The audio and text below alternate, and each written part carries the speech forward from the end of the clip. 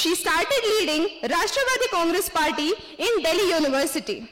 It was in 2019 when she rescued the BJP converted NCP MLAs from hotel in Delhi during the oath ceremony fiasco. So presenting the young, the bold, the national president of NCP Youth Wing, Sonia Duhan ma'am.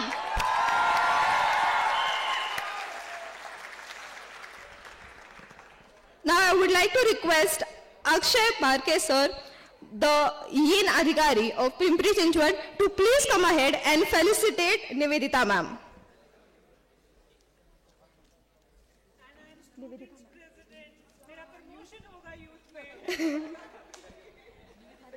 Nivedita ma'am.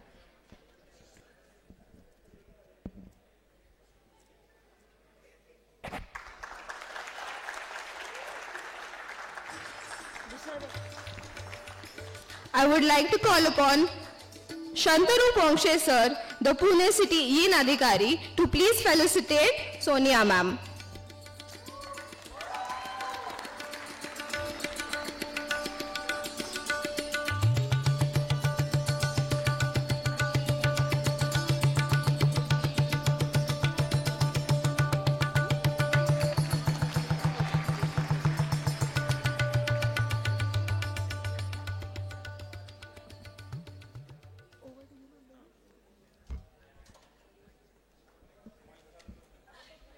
Over to you, ma'am.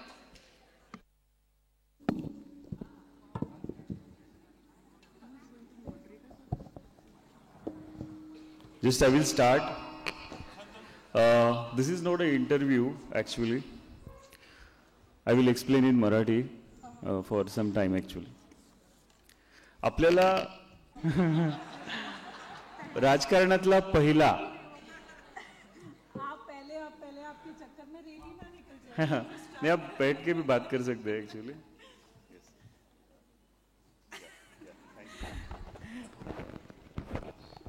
मैं अपनी बात शुरू करने से पहले एक joke सुनाना चाहती हूँ आप सबको. हरियाणा में जोक्स बहुत चलते हैं. तो एक हरियाणवी बेचारा विदेश में गया हुआ था. तो उसको एक आदमी बोला इंग्लिश आती है? तो बोला यस. बोला कितनी? बोला बस. तो मेरे साथ भी मराठी में वो है. बोला तुम्हाला मराठी माहिती है? मैं बोलती हूँ माहिती है. बोला कितनी? मैं नहीं थी. बस इतनी ही आती है, माहिती तक ही, आगे नहीं आती. हमारे हरियाणा में कोई भी बात जब आप मिलते हो सुबह या कभी भी दिन में मिलते हो तो आप राम राम बोलते हो. तो मेरी तरफ से भी आप सारों को हाथ जोड़ के राम राम. जय श्री राम. हम हनुमान वाले हैं. तो मैं संध्या से पूछ रही थी, मेरे बाजू में बैठी थी संध्या, कि मैंने कहा संध्या हमारे यहाँ राम राम बोलते हैं, तुम्हारे यहाँ क्या बोलते हैं? तो बोली दीदी हमारे यहाँ भी राम राम ही बोलते हैं. तो मैंने कहा ये तो बड़ी अच्छी बात है. कल्चर जो रिश्तेदारी है, जो रिश्ता है, हम 1761 में एक हुए थे हरियाणा और महाराष्ट्र, और आज भी हम एक जैसे ही हैं. वहां पे भी राम राम है और यहाँ पे भी राम राम है. ये मनों के रिश्ते हैं. तो आज का हमारा टॉपिक है करियर इनटू पॉलिटिक्स. तो सबसे पहले आई डोंट नो, हम देखिए मेरे अकॉर्डिंग जो ये राजनीति है, पॉलिटिक्स है, या जो भी काम आप लोग करते हैं, बेसिकली ये एक सर्विस है. ये एक सर्विंग टू द पीपल है, जो हम लोग किसी ना किसी माध्यम से करते हैं, जिसको आज हम बोल रहे हैं कि भी राजनीति में करियर, राजनीति में या पॉलिटिक्स में करियर, नई भाषा का हमने शब्द बना दिया है. पर मेरे अकॉर्डिंग करियर, इसमें अगर हम सोचें भाई, करियर से तो हम सोचते हैं कि हमारा घर भी चले, हमारा चूल्हा भी जले. लेकिन जब आप राजनीति में आते हो, आपने अपने चूल्हे से ज्यादा दूसरे के चूल्हे की चिंता करनी पड़ती है कि उनका चूल्हा कैसे जलेगा. तभी आप एक अच्छे राजनेता या एक अच्छे समाज सेवक हो सकते हो. राजनीति मेरी एंगल से, मेरी आंखों से, और जो मैंने आज तक सीखा है 10-11 साल में, It is more of serving people, more of taking care others than yourself. जिस दिन अपने आप को खोने की भावना, अपने आप को ये सोच ले हम, भाई आज मुझे एक रोटी मिल रही है, इस रोटी में से इतना टुकड़ा ही मैं खाऊंगा, बाकी सबको मैं दे दूंगा, वो सर्विंग है लोगों को. जब आप शेयरिंग केयरिंग जान लोगे, that is more of politics for me other than else जो आजकल हम लोग सब लोग देख रहे हैं. मैं जिस क्षेत्र से आती हूं, हरियाणा से, वहां पे पॉलिटिक्स मतलब सेवा, समाज में रहना, समाज से इंटरेक्ट करना, लोगों में रहना. हमारे यहाँ राजनीति ऐसे होती है. और मैंने स्टूडेंट की, मैं नेशनल प्रेसिडेंट हूं, मैं यूथ की नेशनल प्रेसिडेंट नहीं हूं. ये कल को अगर साहब मेरा प्रमोशन करते हैं तो मेरी अगली पोस्ट होगी शायद, अगर करेंगे तो. मैं पिछले कई दिनों से देख रही हूँ सारे पेपर्स और सब कोई मुझे यूथ प्रेसिडेंट कह रहे हैं. मुझे भी बड़ा अच्छा ऐसा कॉलर उठाने वाला फील आ रहा है कि मैं यूथ प्रेसिडेंट ऐसे ही बन गई हूँ बिना कुछ काम करे. लेकिन फिलहाल मैं स्टूडेंट पॉलिटिक्स में हूँ और स्टूडेंट लीडर हूँ. तो मेरी पार्टी में मैं स्टूडेंट नेशनल प्रेसिडेंट के तौर पे काम करते हुए मैं पूरे भारत देश में घूमी हूँ. पूरा देश मैंने देखा है और मैंने पूरे देश में ये पाया है कि भाई अगर आपको राजनीति करनी है, अगर आपको लोगों में रहना आता है तो आप अच्छे नेता हो. और जब तक आप लोगों की भावनाओं को, लोगों के स्तर पे जाके उनको नहीं समझोगे, उनसे कम्युनिकेट नहीं करोगे, तो मुझे लगता है कि पॉलिटिक्स, राजनीति, समाज सेवा संभव नहीं है. मैं इस टॉपिक पे ज्यादा बोलना चाहूंगी, लेकिन इस टॉपिक में थोड़ा सा एक कैटेगरी को ज्यादा मैं बात करना चाहूंगी. वो कैटेगरी है महिलाओं की कैटेगरी, क्योंकि मैं खुद एक महिला हूं, खुद एक लड़की हूं. और मैं देखती हूं कि इंडिया में कितने, आज हमें 75 साल हो चुके हैं आजाद हुए, महिलाओं की पॉलिटिक्स में भूमिका क्या है. आज हम बात तो कर रहे हैं भी करियर होना पॉलिटिक्स में, लेकिन आज भी महिलाएं, शायद गिनी चुनी महिलाएं ही पॉलिटिक्स में हैं. जब भारत की आजादी की लड़ाई चल रही थी, महात्मा गांधी लड़ रहे थे, भगत सिंह लड़ रहे थे, चंद्रशेखर लड़ रहे थे, सरदार वल्लभ भाई पटेल लड़ रहे थे, उनमें सबके साथ महिला बराबर में खड़ी होकर लड़ रही थी. उसको भी वही भारत चाहिए था जो भारत एक आदमी को चाहिए था. और जब भारत देश आजाद हुआ, महिलाओं की भूमिका को हम उसमें नकार नहीं सकते हैं. जितनी एक आदमी की भूमिका थी उसमें महिला की भी थी. एम आई राइट और रॉन्ग, आप लोग बता सकते हैं अगर मैं कहीं पे गलत होंगी तो.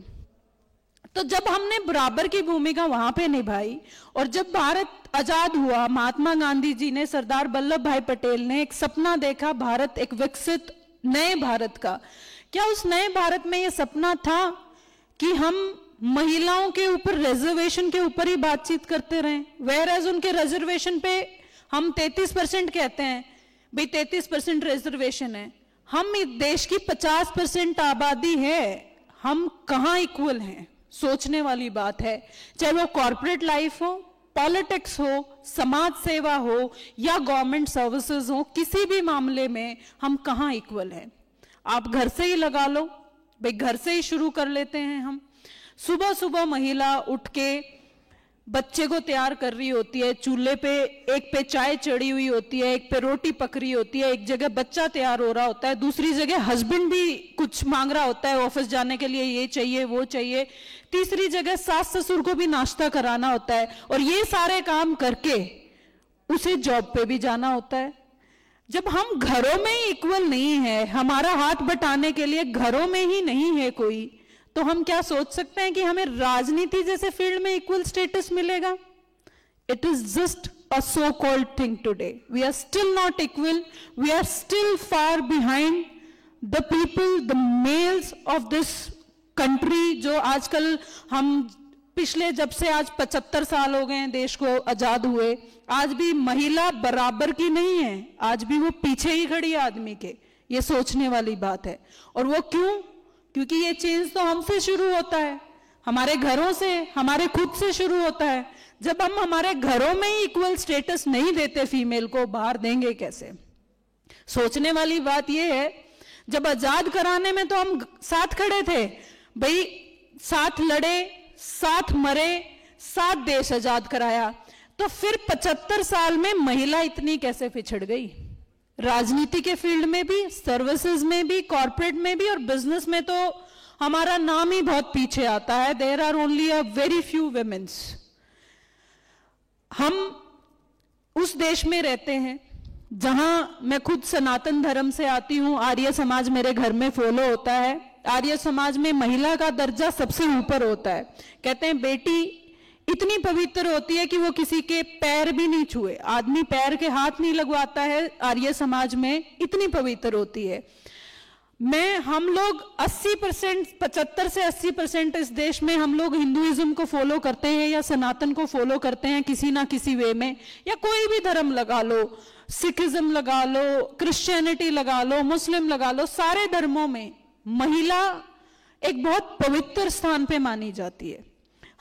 एक बहुत बड़ा स्टेटस है महिला का सारे ग्रंथों में, सारे धर्मों में। लेकिन समाज में इतना कैसे पिछड़ गए हम? समाज में हमारी भूमिका इतनी बड़ी क्वेश्चन मार्क में कैसे हो गई? हमें प्रोटेक्ट करने के लिए एक आदमी की जरूरत कैसे पड़ने लग गई? मैं खुद की बात करूं, मुझे बोलते हैं James bond, lady James bond. क्यों बोलते हैं? मैं 2019 में उस जगह से हमारे एमएलए, पार्टी के एमएलए निकाल के लाई थी जहां कोई आदमी के घुसने की भी हिम्मत नहीं करी किसी मेल ने। वहां मैं एक जो कमजोर बोली जाती है, फिजिकली, मेंटली, इमोशनली जो कमजोर बोली जाती है, वो महिला वो एमएलए लेके आई थी और वो सरकार में उसने भागीदारी निभाई थी। मैंने कैसे निभा ली? 2022 में मैं गुवाहाटी में गोवा में गोवा से गिरफ्तार हुई थी मैं। वैसे मेरे पे केस भी लगा था। मैं उस जगह से गिरफ्तार हुई थी जहां सूटेड साइट के ऑर्डर्स थे। मैं उस जगह उस काम को करने गई थी जो मेरे लिए गलत था। जब एक महिला गलत को गलत कहने का हक रखती है, उसको बोलना आता है और वो उतना परफॉर्म कर सकती है। वैसे तो हम कह रहे हैं कि आज फौज में भी महिलाएं, आज जहाज भी महिला चलाए, आज डॉक्टर भी महिला, तो आज राजनीति में महिला क्यों नहीं है? आज इतना बड़ा क्वेश्चन मार्क है। महिला, अगर हम बिल्कुल इंडिपेंडेंट लीडरशिप की देखें, महिलाओं में सिर्फ एक 3-4-5% ही महिलाएं हैं जो बहुत इंडिपेंडेंटली काम कर रही हैं, जो सभी में लीडर्स हैं। नहीं तो there are few particular privileged people in it. लेकिन उन प्रिविलेज्ड लोग जो किसी ना किसी वे में प्रिविलेज्ड हैं, उन्हें कैसे पता कि एक मीडियम क्लास को क्या चाहिए, एक लोअर मीडियम क्लास के लोगों को क्या चाहिए?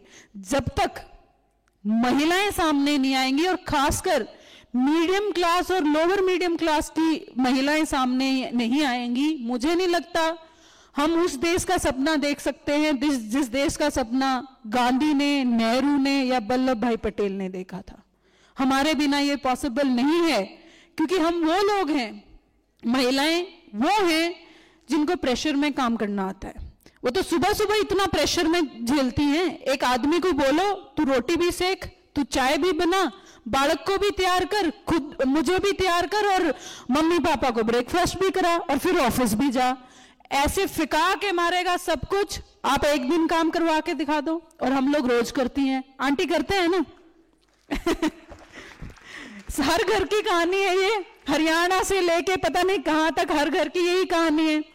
तो फिर आज हम लोग पॉलिटिक्स में क्यों नहीं है, जब हम उस प्रेशर में काम कर सकते हैं? घर में महिला 5 रुपए में भी घर चलाती है और 50,000 में भी चलाती है, उसमें ये हुनर है। तो अगर एक महिला को मौका दिया जाए तो वो उस देश को भी चला सकती है, उस देश में भी वो लीडरशिप ला सकती है, क्योंकि उसे पता है क्राइसिस मैनेजमेंट करनी कैसे है। एक आदमी तो बौखला जाता है। एक आदमी से आप एक टाइम पे चाय और रोटी एक गैस पे चला के दिखा दो, और हम 4 चूल्हे होते हैं, चारों चूल्हे पे कुछ बना रहे होते हैं। आदमी नहीं कर सकता। तो डिफरेंस बिल्कुल साफ है। हमें बचपन से ये सिखाया जाता है कि क्राइसिस में कैसे काम करना है, वेयरएज़ मेल की एक ऐसी परवरिश नहीं होती है। वो मस्त मौला बेचारा 8 बजे उठता है, 9 बजे ऑफिस जाता है, महिला 5 बजे से उठी हुई होती है। तो मैं आपको ये लंबा नहीं खींचना चाहती, मैं बस एक डिफरेंस गिनवाना चाहती हूँ हम 50% आबादी है इस देश की, हमें भी बराबरी का हक चाहिए। हम वो बेचारी महिला, दुबकी हुई महिला नहीं है, बराबर का हक रखते हैं। एक आदमी चौड़ी छाती करे ना तो घुसा मारना जानते हैं, उतना हमारी बाजुओं में दम है।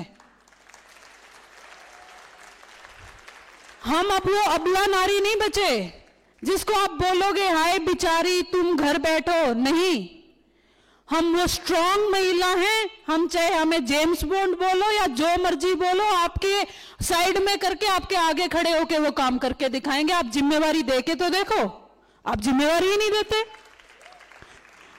आपको शायद डर लगता है कि कहीं ये महिला है, ये तो वोट ज्यादा कर जाएगी और फिर घर कौन चलाएगा, आपकी रोटी कौन पकाएगा।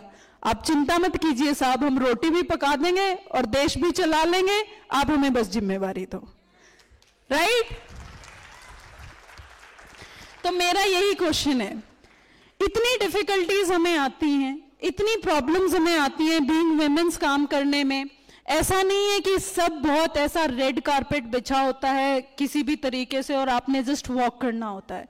देयर आर सो मेनी डिफिकल्ट्स, 18-18 घंटे काम करना, 12-12 घंटे पब्लिक में रहना, सबकी अपनी प्रॉब्लम्स हैं। और फिर उसके बाद एक बात सुनने को मिलती है, इसके तो बहुत नखरे होंगे, ये तो लेडी है, इसको तो ये भी चाहिए होगा, इसको वो भी चाहिए होगा, ये महिला है। हमारे कोई नखरे नहीं है, हमारा एक ही नखरा है, बराबर का हक, और वो तो हम लेंगे। आज नहीं 10-15 साल बाद दोगे, वो लड़ लेंगे हम उसके लिए, हम तैयार बैठे हैं। So there is nothing easy. Easy bread, वो बोलते हैं ना इजी ब्रेड ना अच्छी नहीं लगती। जब भूख नहीं होती है ना और मम्मी खाना देती है खा लो, हम बोलते हैं नहीं अच्छा नहीं बनाया, तुम तो रोज यही कुछ भी बना देती हो, घिया तोरी। और जब बहुत तेज भूख लगी हो, वही घिया तोरी ऐसे पिज्जा जैसी लगती है, पास्ता जैसी लगती है। तो लड़ लो, ये जो आजादी फिर मिलेगी और बराबरी का हक जब मिलेगा तो वो पिज्जा जैसा लगेगा, घिया तोरी नहीं लगेगा। आप लोगों को ऐसा लग रहा होगा कि क्या ये देसी सी बातें कर रही है। अभी मुझे तो ऐसे ही बात करना आता है, भाषणबाजी मुझे करनी नहीं आती, ना मैं कभी करती और ना मेरा भाषणबाजी का बैकग्राउंड है। सीधा सीधा सा वो बोलते हैं ना, हरियाणा की हूं तो मुझे बात ना मुंह पे ऐसे फेंक नहीं आती है, ऐसा ऐसा गोल गोल हम अभी बात कर रहे थे, घुमा के नहीं बताना आता, तो मैं तो सीधी फिका के मार रही हूँ। शायद आप लोगों को बुरी भी लगे कि ये कितना ऐसा बोल रही है, लेकिन मेरा यही लहजा है, मैं ऐसे ही बात करती हूँ और इसीलिए शायद आप लोग लेडी जेम्स बॉन्ड मुझे बोलते हो। सो मैं ज्यादा समय आप लोगों का नहीं लूंगी, मैं ज्यादा चाहूंगी कि मैं आप लोगों से बात करूं, लेकिन आप लोग यूथ हैं, कल को देश की लीडिंग पोजीशंस पे आपने आना है। हम लोगों के शायद हम लोगों में ज्यादा एज गैप नहीं है, we can communicate with each other. तो मेरी एक रिक्वेस्ट आप लोगों से ये है, लड़की कमजोर नहीं है, सबसे पहली बात, ना ही आप उसको कमजोर बनाइए। आपको अगर उसको प्रोटेक्ट करना है तो आप उसको मेंटली प्रोटेक्ट कीजिए, आप उसको मेंटली स्ट्रांग बनाइए, क्योंकि अगर वो स्ट्रांग होगी शायद 3 घर स्ट्रांग होंगे, एक उसका खुद का, एक उसका जो वहां शादी करके जाएगी, एक शायद तीसरा जो उसकी कल को कोई बेटी होगी, या आप लोगों ने थोड़ी ज्यादा मेहरबानी कर दी और एक किसी अच्छे फील्ड में बराबरी का दर्जा दे दिया तो कहीं मिनिस्ट्री बनके वो औरों को स्ट्रांग बनाएगी।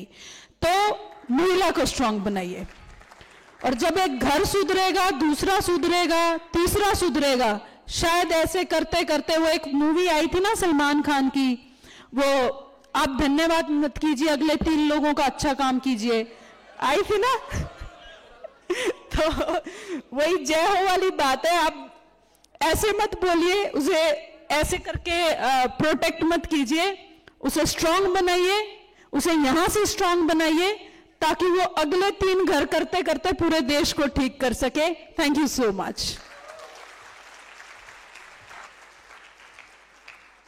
मेरा सवाल मैम सोनिया मैम आपसे प्लीज, जैसा कि इंट्रोडक्शन में कहा गया कि आप हरियाणा से पुणे आई थी पायलट बनने, तो ये एरोप्लेन की उड़ान से लेके फिर राजनीति की उड़ान, ये सफर आपने कैसे तय किया?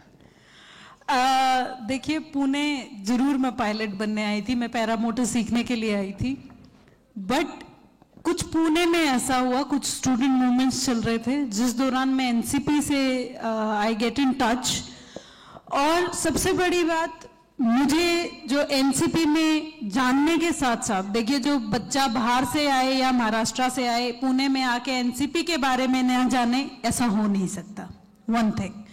दूसरा, being a female, being a girl, NCP में मेरा आने का सबसे बड़ा जो रीजन था वो पवार साहब थे, उनकी लीडरशिप थी।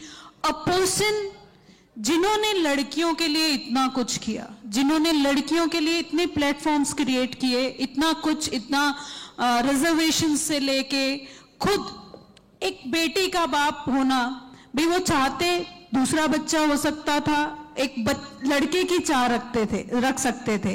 और उस समय जब लोगों के लिए बेटा इतनी बड़ी चीज होता था, उस समय he wanted one child and that child was a girl that impressed me the most. That was one of the biggest reason I joined NCP.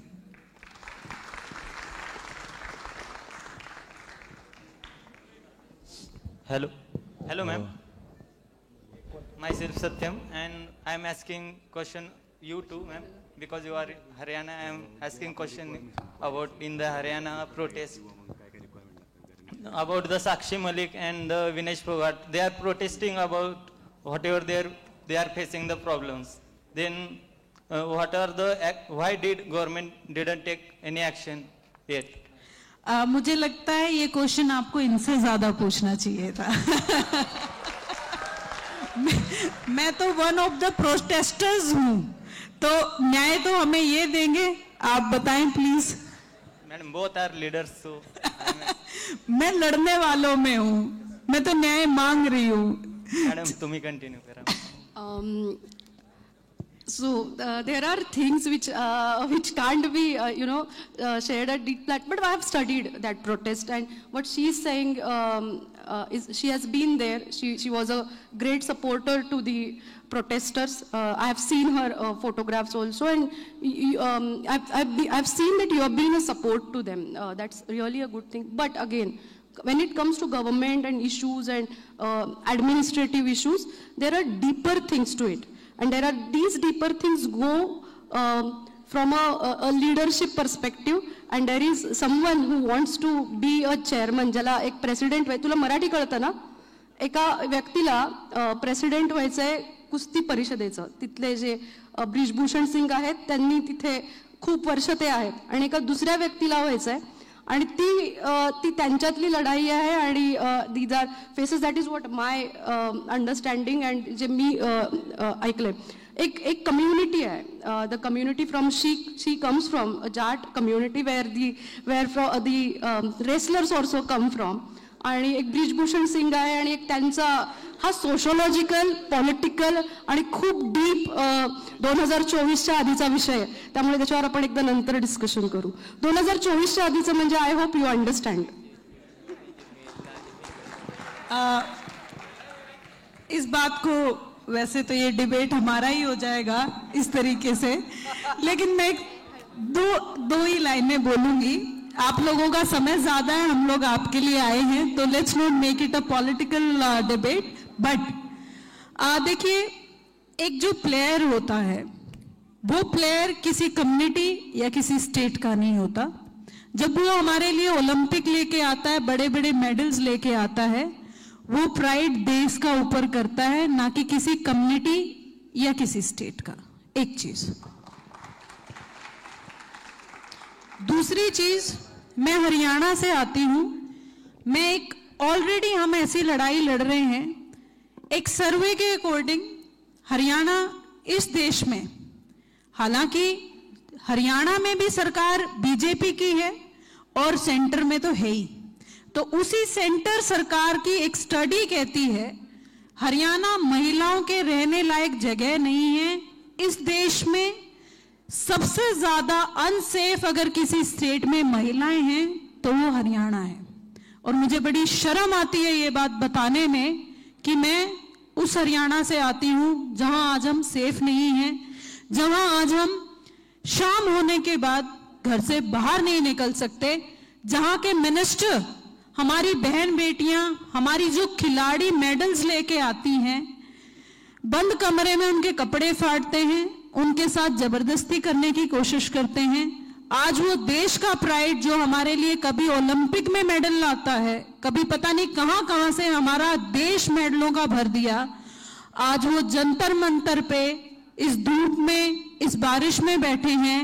तो ये किसी कम्युनिटी का या किसी स्टेट का या किसी एक आदमी के किसी कुछ बनने का विषय नहीं है, ये हमारी इज्जत का विषय है। Thank you. Yes, morning please, madam. sir. तर माझा प्रश्न असा होता की जर राजकारणात एंट्री करायची असेल तर तुम्हाला तुमच्याकडे रिक्वायरमेंट्स काय पाहिजे, म्हणजे का आता म्हणतात की खूप पैसा पाहिजे किंवा मग आपलं पारबळ किंवा बाप दादे चांगले ओळख पाहिजे किंवा हे पाहिजे, आणि त्याचे पुढे डिसएडवांटेज काय आहेत की पुढे खतरे? पॉलिटिक्स में एंट्री मारने के लिए आपको बहुत पैसा चाहिए और बाप का बहुत बड़ा ये चाहिए, पावर चाहिए, तभी आप पॉलिटिक्स में एंट्री मार सकते हो। Is it क्या? so? हाँ, उसका क्वेश्चन है वो, is it so? I am from a very much middle class family. I did not require any money. और मैंने आज तक, मैं जब से पॉलिटिक्स कर रही हूँ, मैं ऑर्गेनाइजेशन की पॉलिटिक्स कर रही हूँ, मैं नेशनल प्रेसिडेंट हूँ, और मैंने एक यूनिवर्सिटी पे, एक कॉलेज से मेरी पॉलिटिक्स शुरू करी थी। 2024 में मैं इलेक्शन लड़ने वाली हूँ।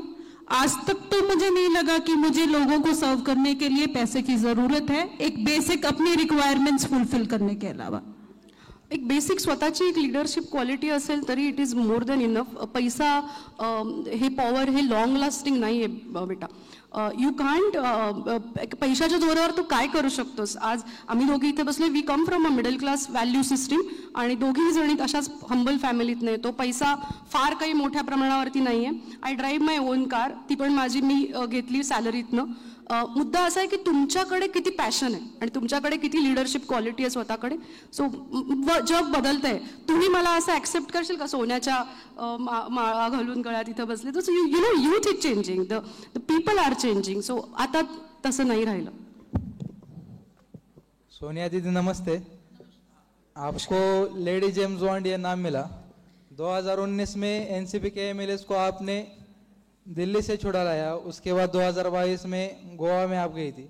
ये सब सिर्फ हमको सुनना पड़ता है कि सुनने में पड़ता है कि आप गई थी और छुड़ा के लाई, एक्चुअल वो एक्सपीरियंस क्या था सा, और इस काम के लिए पवार साहब ने आपको ही क्यों चुना?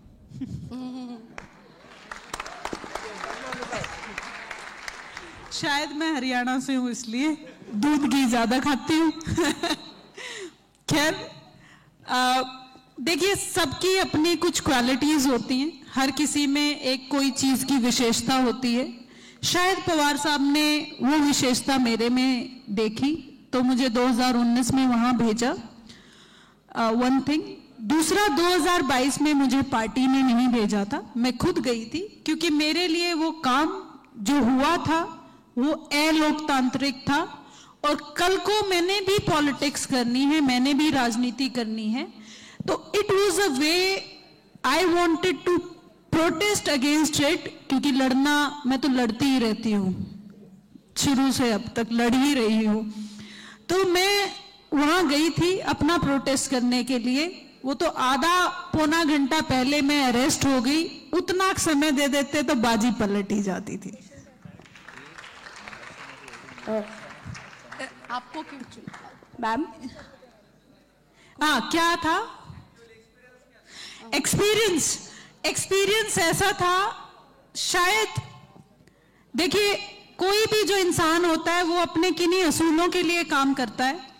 आप अगर अपने असूलों के लिए काम करते हैं, ये तो चलो इंडिया से लोग लाने थे, अगर मुझे बोलते वही लोग पाकिस्तान से लाने होते तो मैं पाकिस्तान से भी लाती। मेरा ऐसा थ्रिलिंग एक्सपीरियंस था। Hello ma'am, this is Mural and I wanted to ask a question to both of you कि जब आपने कहा था कि जेंडर इक्वालिटी होनी चाहिए या कोई स्पेशल ट्रीटमेंट नहीं चाहिए, but in the 21st century there are many women who rely on that special treatment, कि वो खुद कहते हैं कि लेडीज फर्स्ट, हमको ये चाहिए, हमको वो चाहिए, हमको इम्पोर्टेंस दो। तो आप ऐसे विमेन को या ऐसे उस महिलाओं के वर्गों को कैसे बताना चाहेंगे कि जो आपने किया, जो जेंडर इक्वालिटी का बेस आपने रखा, वो आप कैसे एक्सप्लेन करेंगे? ये 5 उंगली हैं, राइट? इसमें ये छोटी है, ये इससे बड़ी, ये सबसे बड़ी, और सिर्फ शायद हम इससे किसी को कमांड करते हैं, ऐसे करके, ऐसे या ऐसे तो नहीं करते ना, ऐसे करते हैं. सो इट इज यू, ऐसे करना है, ऐसे करना है या ऐसे करना है. मतलब कुछ लोग होते हैं, देखिए जब उंगलियां पांचों बराबर नहीं है अपने हाथ की, तो ये तो समाज है, यहां हर कोई बराबर कैसे हो सकता है. मैं आज बोल रही हूं कि मुझे इक्वालिटी के नाम पे ये नहीं चाहिए कि आप मुझे बस में बोलो लेडीज फर्स्ट, आप बैठिए. क्यों बैठे? हाथ पैर थोड़े कटे हुए हैं. उस बेचारे आदमी के भी 2 ही पैर हैं, 2 ही हाथ है, वो भी उतने ही घंटे काम करके आया जितने घंटे मैं करके आई हूं. हाँ, अगर मेरी उम्र इस लायक नहीं तो वो आदमी में भी होता है. The only case I feel, if a woman is pregnant, yes, she should be given a special treatment. But मेरे जैसे हट्टे कट्टे आदमी को, इंसान को या लड़की को क्या जरूरत है किसी स्पेशल ट्रीटमेंट की, जब वो बेचारा आदमी, मेरी एज का आदमी, मेरे ही जैसे फिजिक में तो है. Am I right or wrong?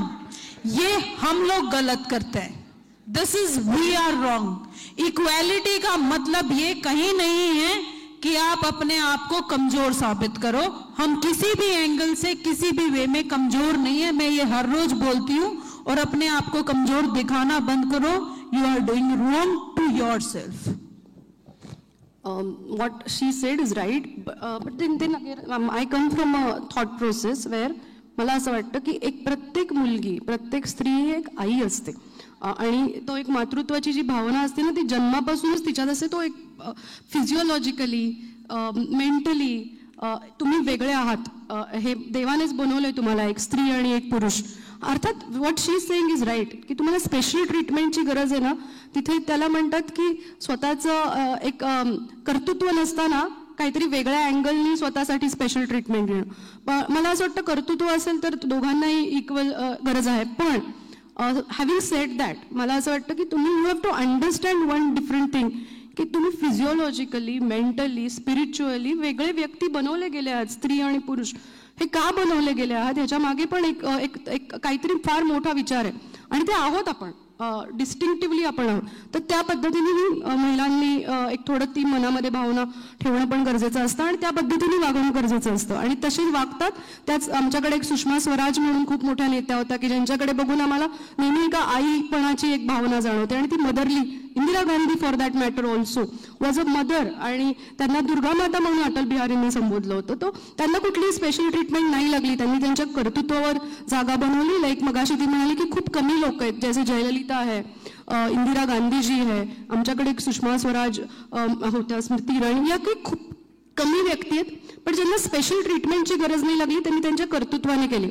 ज्यांना स्पेशल ट्रीटमेंटची गरज लागते अशा, मला असं वाटतं की कुठेतरी कर्तृत्वाची कमी असते म्हणून लागते. तर we are in a 21st century की जिथे ही गरज नसावी. थँक्यू.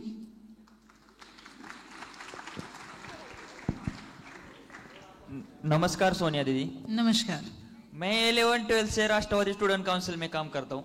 मेरा एक महाराष्ट्र में फाउंडेशन है, उससे 5-6 हजार स्टूडेंट काम कर रहे हैं, और मैं लगातार मैडम 5-6 साल काम कर रहा हूँ.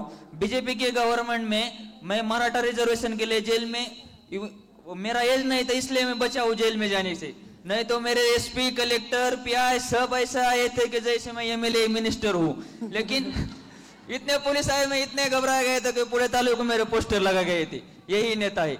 लेकिन मैडम मेरे सब मेरे अंडर जो स्टूडेंट काम कर रहे हैं 5-6 हजार, हमारे यहाँ एमएलए रोहित दादा पवार है, वो कल ही मिले दादा को. तो मैं मैडम तुम्हारे साथ में नेशनल लेवल के लिए काम करना चाहता हूँ. मैं एलएलबी का स्टूडेंट हूँ. तो पवार साहब ने जैसे तुमको पॉलिटिक्स में संधि दी, मैं तुम्हारे साथ मेरे में ख्वाहिश क्या है, मैं आज से तुम मेरी बहन तुम्हारे जैसे दिखते है, मैं एक भाई बहन का दैट्स द क्राइटेरिया. मैडम आज से मैं एक भाई बहन का रिश्ता तुम्हारे साथ जोड़ता हूँ. तुम भी 2024 के लिए चुनाव लिए खड़ा होना है. मैं सिर्फ तुम्हारे लिए मैं 2024 में हरियाणा में तुम्हारा प्रचार करने के लिए आने वाला हूँ. लेकिन मैडम मैं आज से तुमको एक हेल्प मांगता हूँ कि मैं लगातार 5-6 साल काम कर रहा हूँ, लेकिन मुझे एक तुम्हारे नेशनल स्टूडेंट काउंसिल या महाराष्ट्र काउंसिल है. क्वेश्चन क्या है की मस्का मारून पद मागायचं नाही, अजिबात नाही. मस्का मारून पद मागू नये. तुझ्या कामावर पद माग ताईकडे. क्वेश्चन काय आहे तुमचा? मैं मैडम राष्ट्रवादी स्टूडेंट काउंसिल में मैं एक जवाबदारी तुम्हारी वजह से चाहना चाहता हूँ, तुम्हारे साथ काम करने की. चलो अभी कपड़े पैक करो, फ्लाइट लेंगे, दिल्ली चलेंगे. भाई बहन है ना हम, चल.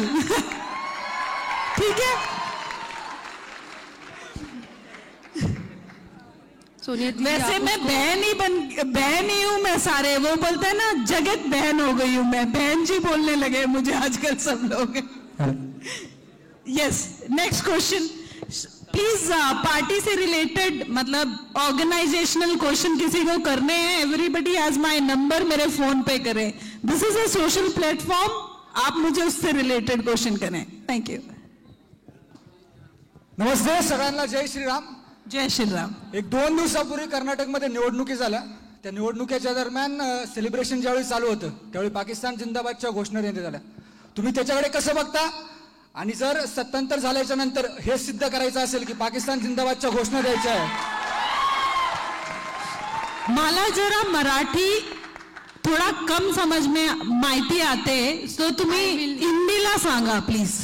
हिंदी मध्ये बोल. एक 2 दिन पहले कर्नाटक की निवडणूक हो गई.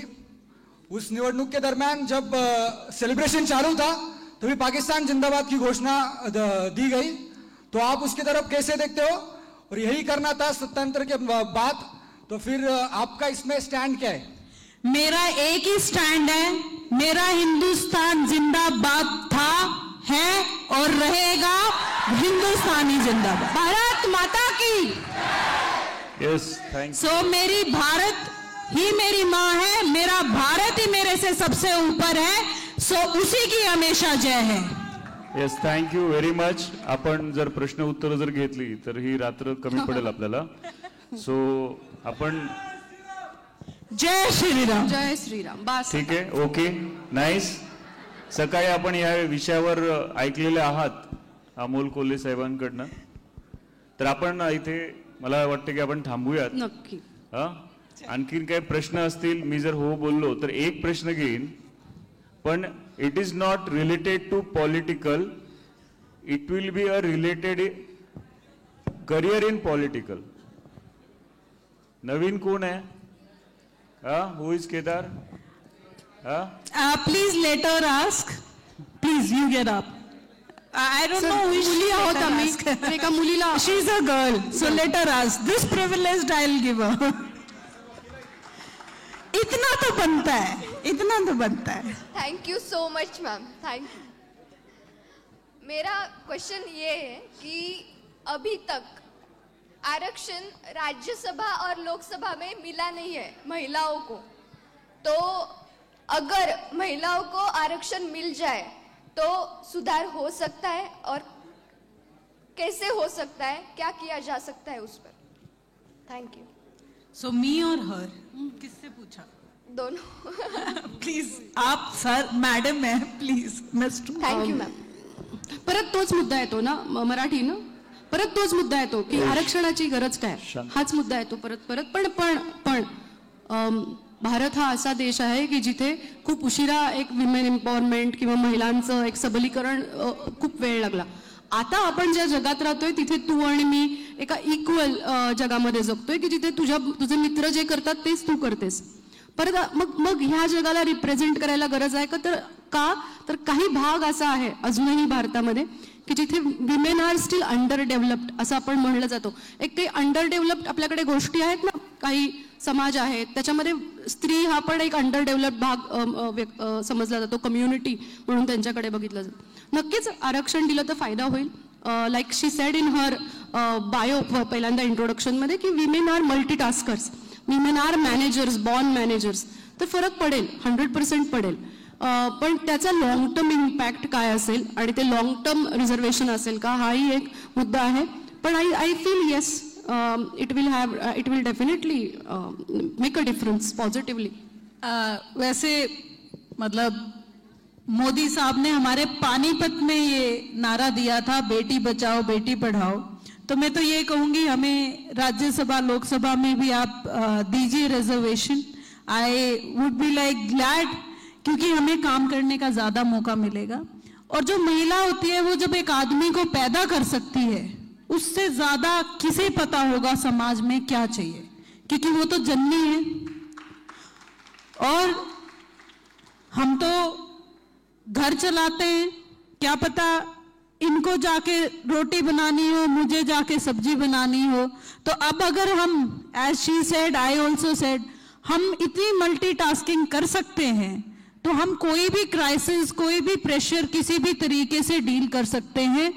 और महिला से अच्छा किसी को नहीं चाहिए, नहीं पता कि समाज को क्या चाहिए, क्योंकि सबसे ज्यादा इतनी पीढ़ियों से महिला को ही दबाया गया है और सबसे दबे हुए को, दबे कुचले को पता होता है कि समाज को चाहिए क्या, क्या एक्चुअली नब्ज है। तो महिला से अच्छा तो कोई कुछ नहीं कर सकता। और जब तक इस समाज का या किसी देश का भला नहीं हो सकता जब तक फीमेल को, महिला को, लड़की को बराबरी का हक नहीं मिलेगा। Thank you. Any other question? तो खत्म करें आज का सेशन। आप लोगों से बात करके बहुत अच्छा लगा। एक आभार प्रदर्शन करते, सकाळ, यीन आणि साम यांच्या सर्वांचे खूप खूप आभार आम्हाला. Thank you for having us. Thank you Sonia for flying all the way from Haryana to here. It was indeed a pleasure meeting you. Thank you very much. वो बोलते हैं पुराने रिश्तों का वो रखना पड़ता है, तो हमारे रिश्ते तो बहुत पुराने हैं। तो महाराष्ट्र तो मुझे जब बुलाएगा मैं तब आऊंगी। हरियाणा छोड़ो, मैं दूसरे देश से भी आ जाऊंगी। धन्यवाद Maharashtra. Thank you Pune. Thank you. और आप लोग बोलिए, मैं जाते जाते भारत माता की, भारत माता की जय Shri Ram. Thank you so much. जय हो. Thank you so